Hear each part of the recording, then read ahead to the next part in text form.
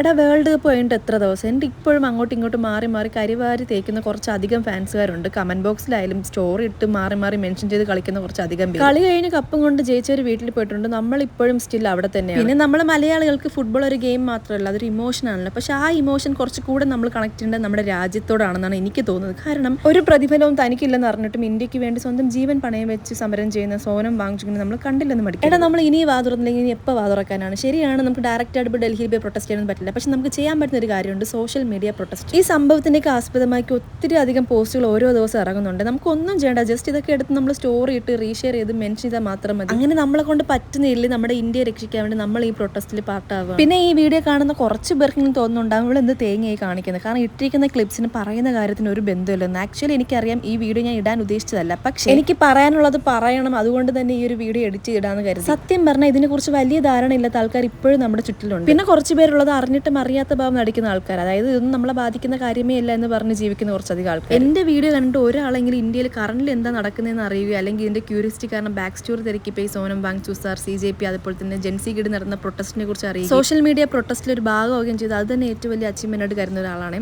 അപ്പോൾ ഇന്നത്തേക്ക് അത്രയേ ഉള്ളൂ. ബൈ.